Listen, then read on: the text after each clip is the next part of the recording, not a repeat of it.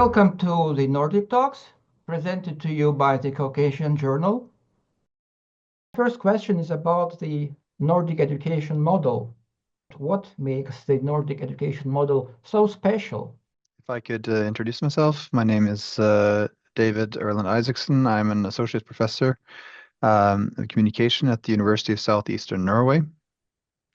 And some of my areas of expertise are in rhetoric and in writing or in teaching writing. I felt that in light of some of the comments made by Ajara in the video that you sent to us, there are a few things I feel like need to be clarified or that I would like to respond to from Inger Enquist. One thing, she paints a quite dour picture of Nordic education, but we really are talking about top athletes performing a little bit lower than they have before, in the sense that it's still in the top levels of the PISA scores. There was a quite dramatic drop in 2022, and it obviously will have to wait for the next ones to see in 2025 to see if that's going to be a sustained drop. But even though with that drop, we're still talking about 100 points above the Georgian education where that scores right now. So it's not like there's been a complete collapse in Nordic education standards, which was what she may have given a little bit of the impression of, and that's not the case. In Norway, we're looking at this drop as a combined effect of obviously some of the testing was done during COVID.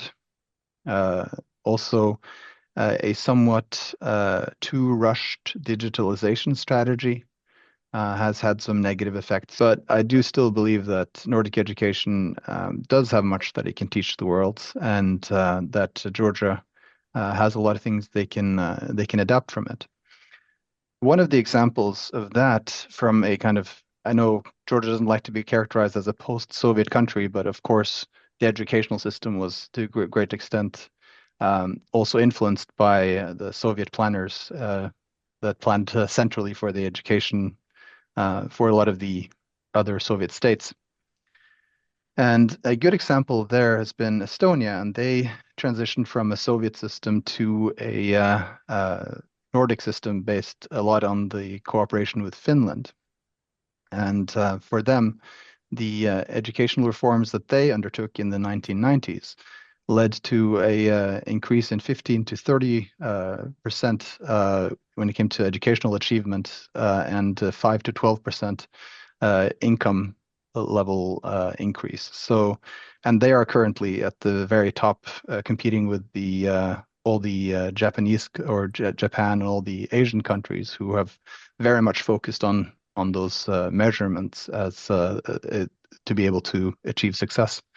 So, and that's one country that maybe would be a good model for Georgia, in the sense that have been able to combine their traditions and obviously some of the good things that were also under the Soviet system, but have been able to transition very effectively to with their education to become one of the best in the world, based on learning many things from the Nordic model. My name is Dag Hovdhaugen. I'm Executive Director of Recognitions and Admissions at Norwegian Directorate for Higher Education and Skills. And so my field is more higher education, but I do have a background from being Deputy Director of Schools in Oslo in the primary education sector, so the very hands-on in the Nordic model. And so first of all, I have to say that even though it might look similar from outside, there are quite substantial differences between different countries. So the vantage point from Sweden is different from the Norwegian model. And that's important to note too, because we are different societies with different histories. And of course, that will also be true for Georgia, for Armenia, and other countries. And this is something that you have as a theme, right? How do you combine your traditions and values and societies with adapting to new standards or new models? And of course, we also feel the impact of internationalizations. We have a lot more immigrants. We do kind of participate, even though we're not a member of the EU as such, we do participate in most European programs. And so it was mentioned, for example, the PISA test results. And there it's important to note that it isn't a problem to design a school that will do well on the PISA test, because you can prepare for that. But one of the issues with, for example, Norwegian school system is that the goals of our school system does not necessarily mean that it is to score high on the PISA test. There are other goals. For example, educating people to be valuable members of society, to be able to socialize, integrate with each other, understand democracy, understand how society works. Those are also important goals. And as a small country, protecting the value of having our own language, having our own history has a value as such. That does not kind of give us kind of high scores on the PISA test. That being said, of course, they do get a lot of attention in Norway. So we are aware of this, but that's not the only measurement. So in my experience from the school system, and which is a strong factor of the Nordic system, is that, and here I partly disagree with the interview that you sent us, in a sense that there is an intrinsic value in everybody going through the same program. It makes us more equal as a society. It doesn't matter if you're if you're a son of a billionaire or a fisherman, you will still go basically through the same school system. You will go to your closest school. And that means that you go through the same things, you sit in the same classroom, no matter what your social and economic background is. I'm not saying that we don't have socioeconomic differences, because of course we have, like every other countries. But in Norway, traditionally, they are smaller than most other countries. And that's also a reflection in the school system. I think there is a value in putting everybody through the same program, in creating a society that you have some of the same experiences and backgrounds that makes you more equal. And I think that's something to guard, but then we also have to kind of prepare for changes in the future. Thank you. Hello, colleagues. Indeed, Estonia was here mentioned and Norway was here mentioned, and I'm happy that I had the chance to work with both countries in education, mostly focusing on general education and inclusive education.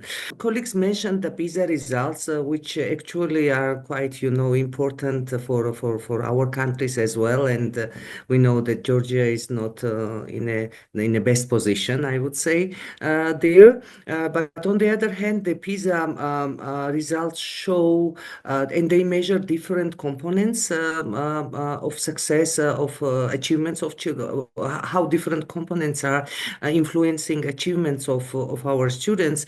And when I was thinking about the Nordic education model, I was thinking about these different components, because we know that education is quite a complex system where all parts are interconnected, they influence each other. And it's also very multi-sectoral, because it covers and brings together psychology, social work, public policy, and etc. and etc. I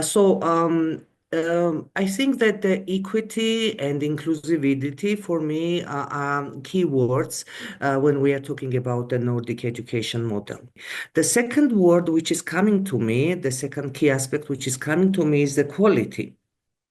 And while in Nordic countries you can go close to your house and receive the same quality education, regardless of your background, social, economic, and etc., it's not the same in countries like Georgia. So even what PISA results show that children in urban areas are, much more achieving better those results rather than children in remote areas.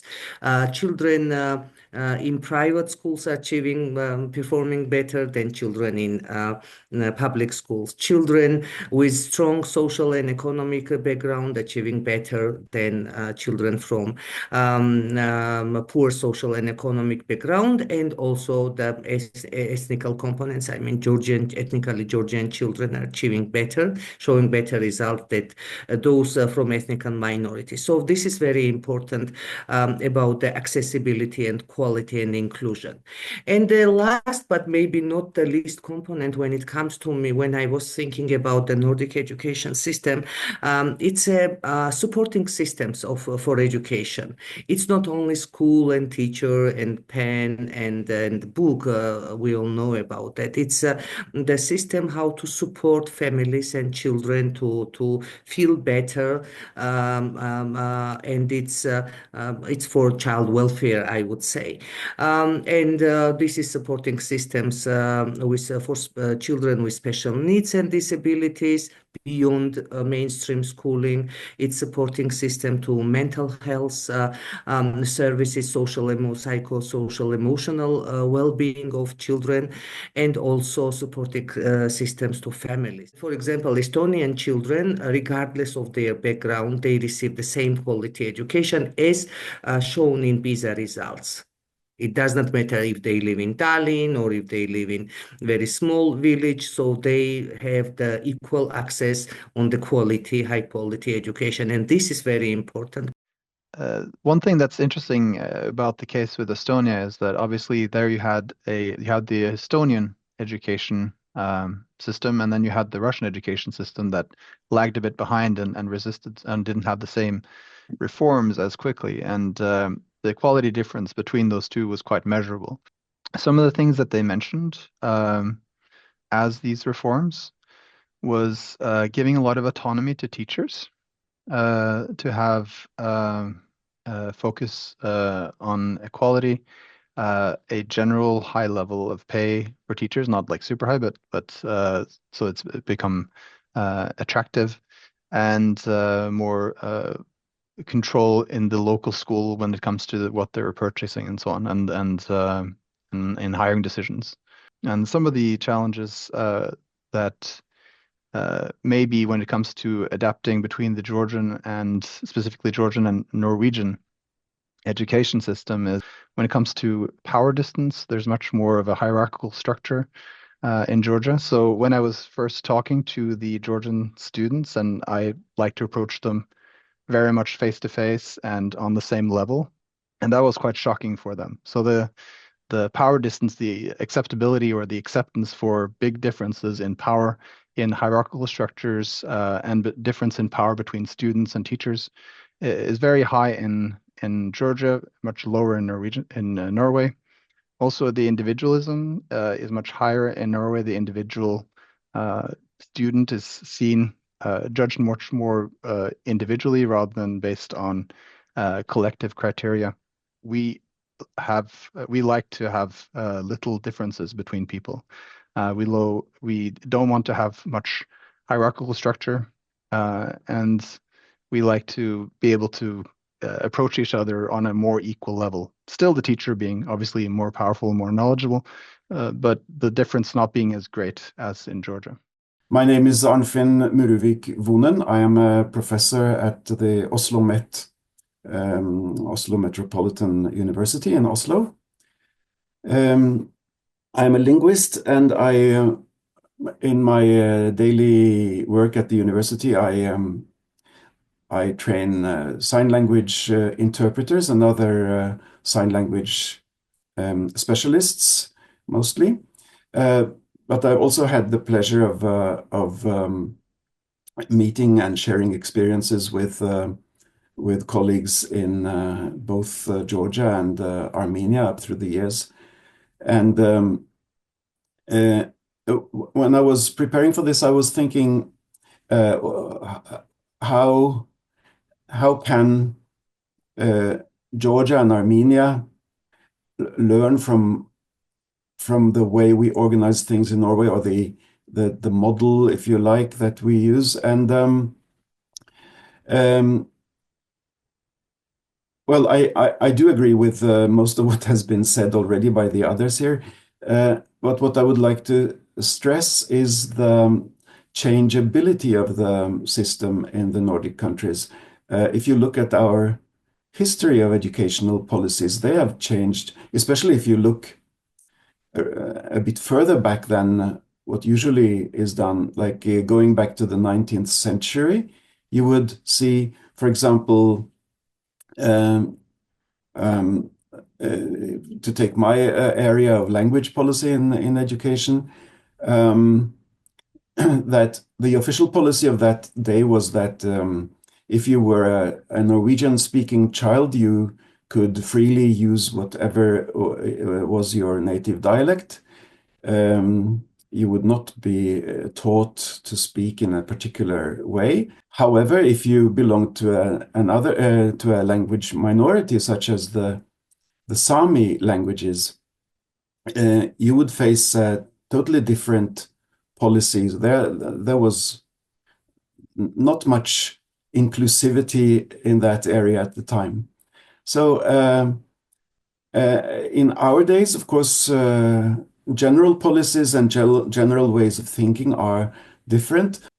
And that makes me quite optimistic that those things that we have succeeded in the Nordic countries are quite possible to learn from and change into also in the other countries.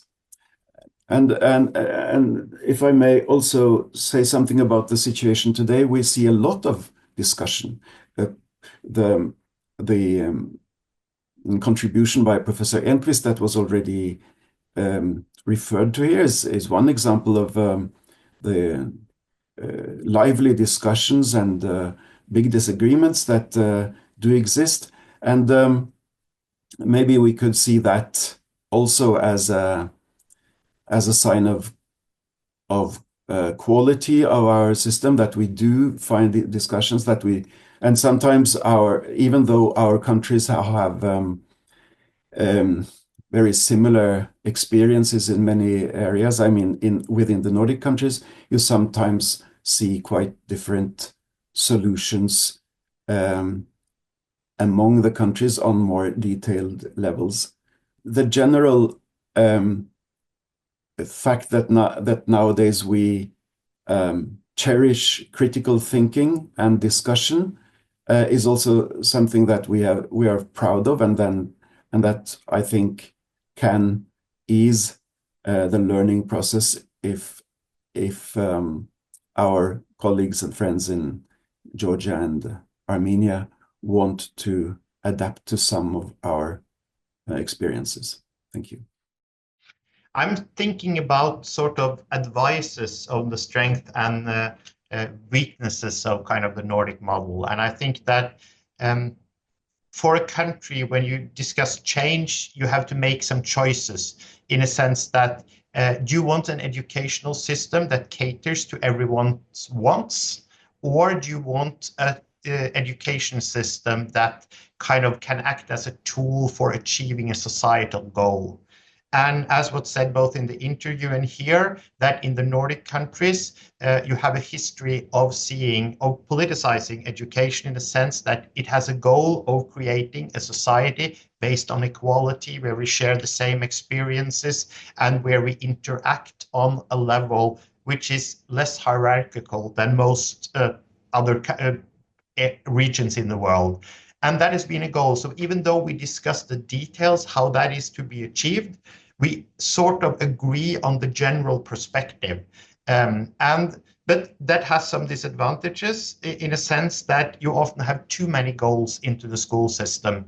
Learn about the environment, learn about democracy, learn about the subject matters, and so on. You have to make some choices. We might not be world champions on everything when we kind of try to cater to such a wide diversity. But it does have its advantages, as I said.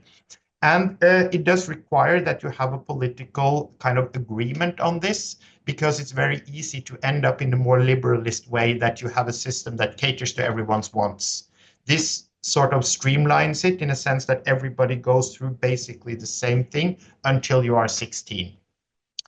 And so what's the other effect of that?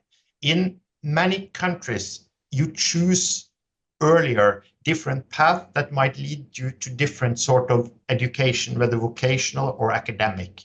And of course, the younger you are, you have to choose, then the easier it is to replicate socioeconomic background and status, because the younger you are, it's more easy to kind of listen to your parents. If you wait longer until you're 16, then you have a more chance of having your own independent want. Even though my dad is a carpenter or fisherman, I might want to become an academic, or the other way around. And at 16, you start choosing. And I have to say, in Norway, we are also the champions of giving people second chances. So even though you, after 16, choose a more vocational path, you might still, at times there, change and then take some additional courses and end up in university if you later want an academic path. So what this does is that it makes social climbing or social movement between different socioeconomic groups easy. And that is sort of contributes to Norway having a high level of equality in the society. To agree on what you want to use your educational system for is important. And also that how and when do you have to choose what kind of education you want to, how much should be the same for everybody, and how much should be up to choice. Thank you.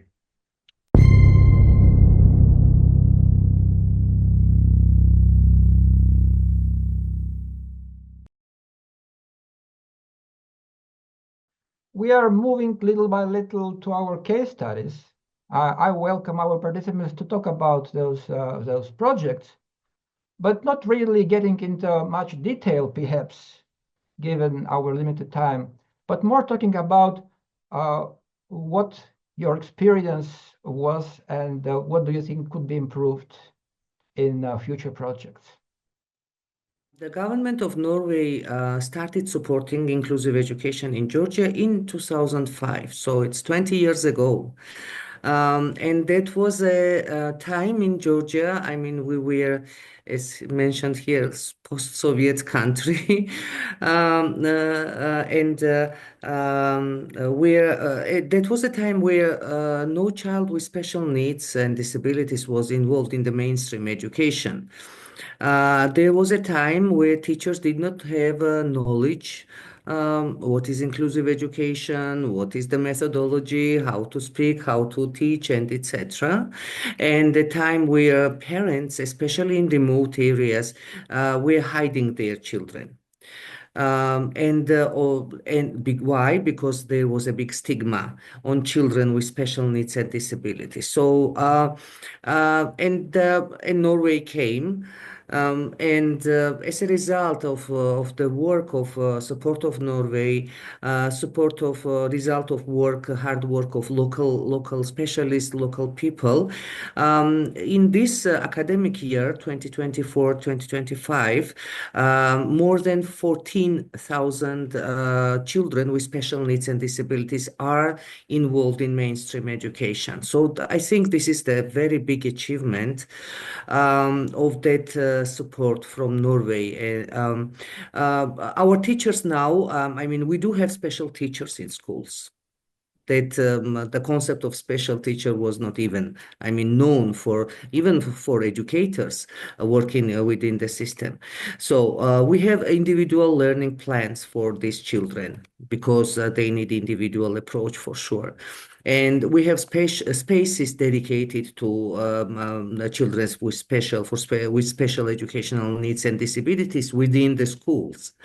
And we have more educated parents and society. So this is what this cooperation brought to Georgia for sure. What I learned from this cooperation is that consistency and continuation to ensure that the positive changes are much more sustainable. I mean, it's very important because sometimes the project may be very good, very important, very well planned and well implemented, but as soon as it finishes, maybe the local counterpart is not very ready to, take over and continue. So some continuation is definitely needed.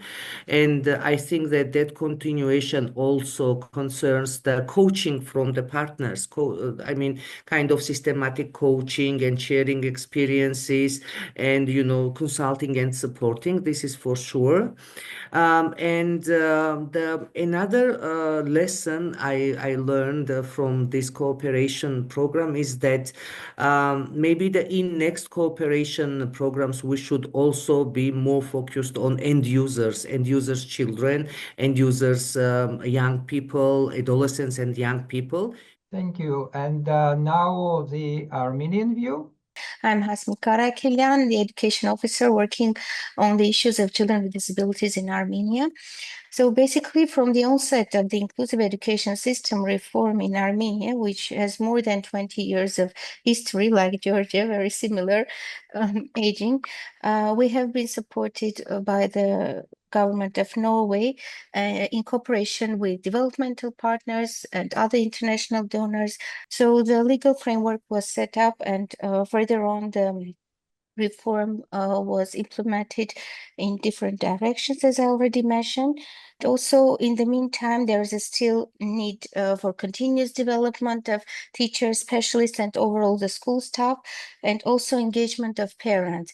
If we compare with the Nordic education model, I can say that the parental involvement and the community engagement is key part of the Nordic education model. And here also, in Armenia, we are trying to engage more and more parents and empowering them to become allies and supporters to the smooth integration of their children within the mainstream education. UNICEF Armenia partnered with the Parental Organization of Persons with Disabilities, and we delivered comprehensive and individualized multidisciplinary services to more than 115 refugee children with multiple disabilities, and also in the remote communities of Armenia. In the border communities, we supported development of 4 regional rehabilitation centers. Among the key lessons learned of this project was that the seed funding was an opportunity, a window of opportunity for UNICEF to deliver targeted disability inclusion activities, and within the humanitarian context, also give a special attention to the needs of refugee children with disabilities and their families. So apart from humanitarian cash assistance, provision of specialized multidisciplinary services and ATs were prioritized as part of the humanitarian response to refugee children and families in Armenia to ensure their smooth integration into host communities.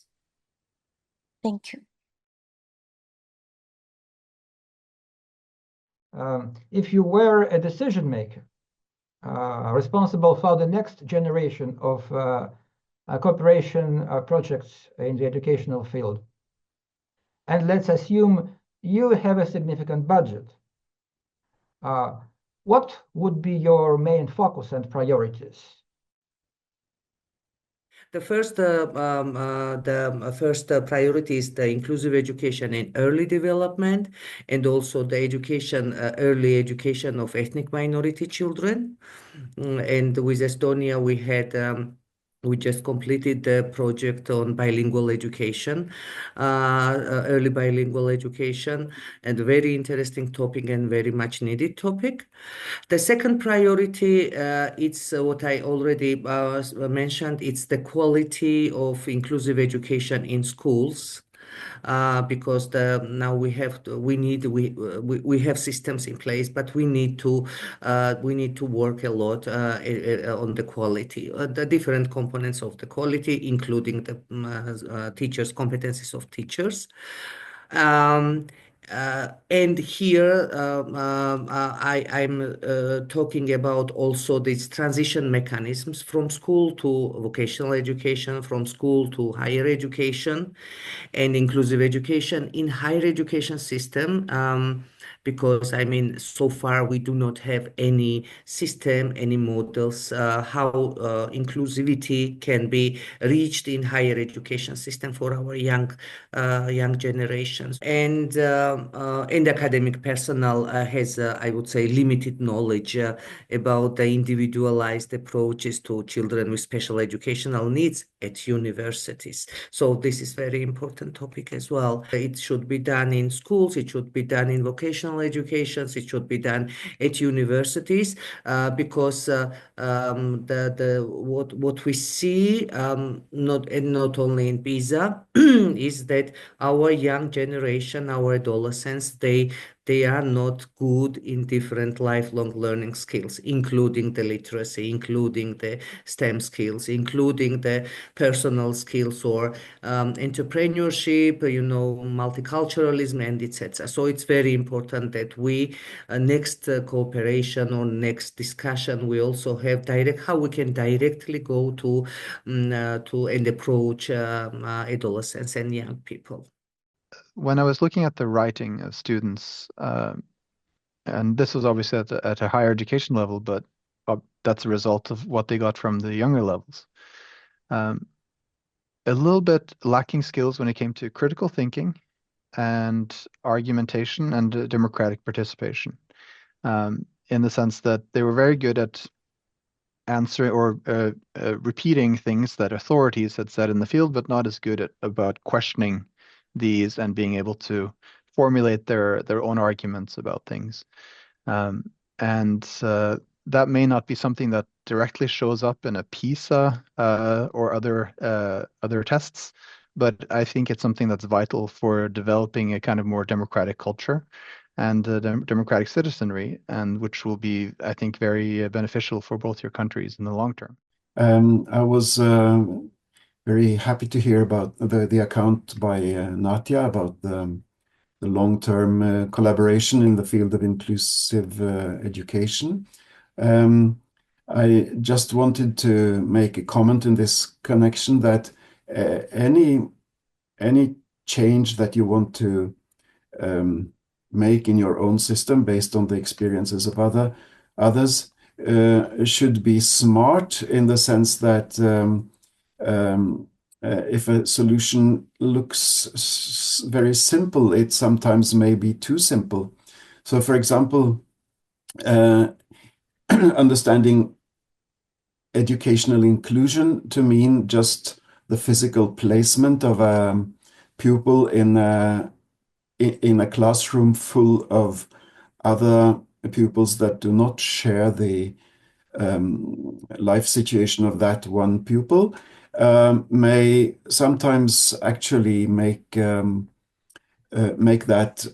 pupil less included than otherwise. And of course, as I'm working with sign language in my everyday career, I think about the very simplistic ways that sometimes deaf children have been placed in mainstream classrooms and actually been less included, in the sense that they have not had the sensory access to what was going on in the classroom. So yes, please continue the good work on inclusive education, but don't forget to have a smart approach to all concepts and principles that you want to develop. Thank you. Building partly on my own experiences from running schools, I would say that, first of all, when you want to make change, you have to have both consistency and patience, in the sense that there are very few easy wins. This takes time because it has to do with both with people's values, how they work, how they view life and society, and their jobs.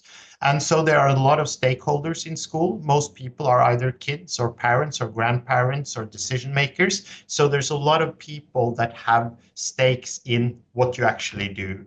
And I think there is a three-part chain that you have to be aware of all the three parts. First of all is the decision-making level, in a sense that I said earlier, what you want to achieve, that you have policies that there is an agreement on and that you can actually execute and communicate. Second, leadership in schools. I have watched schools change from one leadership to another and go from like doing great to doing poorly or the other way around. Leaderships in school matters. And that means that if you have policies, you need to get the school leadership aboard. And that doesn't just happen like this, it takes work.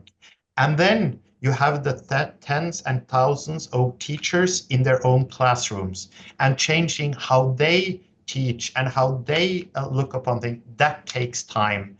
And you need to focus on all these three levels over time to actually achieve change, no matter what that change actually is. So I think it's important to say that you can't just like, we decide on this and then we do it. You have to kind of paint a path that you want to measure your achievement against. Where do we want to be in 5 years? Where do we want to be in 10 years, and maybe in 20 and 30 years? And you can sort of go in the right direction. And there will be setbacks and there will be victories, but you kind of, school is about working continuously, not doing great sweeping reforms in a sense. I am a representative of the Ministry of Education, Science and Youth of Georgia, head of Preschool Education Division, and the topic of primary education and participating today's event was very important because of many reasons. Because when we are talking about the strong system at primary level, for me as a representative of ECEC field, it's very important for transition and many reasons. But I will continue, and I am maybe I am very subjective because I am representative of preschool education, yes, but I will continue Natia's idea that the strong foundation should be invested at the preschool education level. Yes, because I think that this is the period when we have the great chance to listen to our society, to work with them, to research with the interpretivistic approaches, so to know what kind of different needs of individualities we are having. And this is the period to study our society, because it gives the chance, as at the level the child and parents and families and communities are integral part, yes, of the child, all this entire society. We would, for example, by investing in this field, we would be prepared as a decision maker and as a member of the society. So it would be my comment. Thank you. I'd like to just draw a few lines about the state program for educational development of Armenia, which was embraced in 2023, and it is until 2030.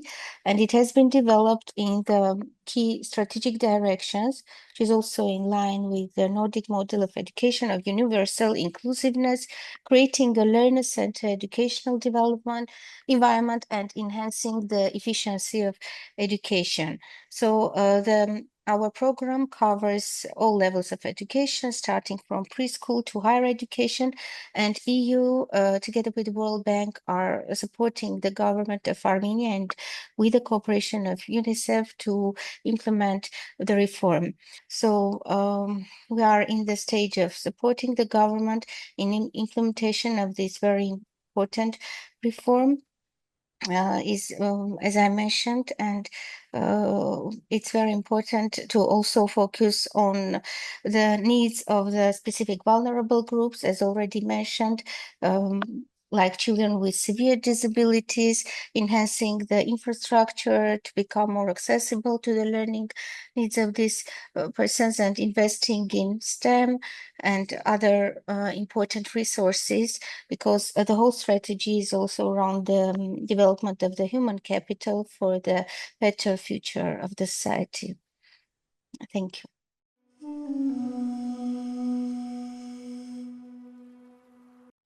let me thank you, everybody, for attending. I hope that you will join our next session tomorrow.